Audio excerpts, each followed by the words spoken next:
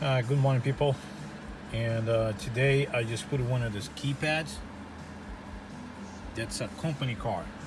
It's a 2018 Toyota Tacoma, and that's the model number for the keypads.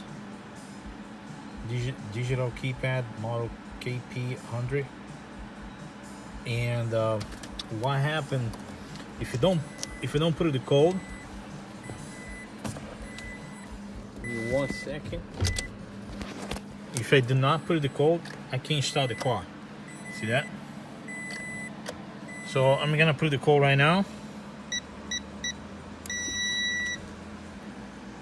You see the green light right there? Now I'll be able to start the car.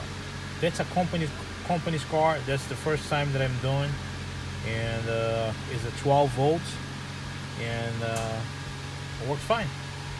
All right, guys, have a great day. Bye bye.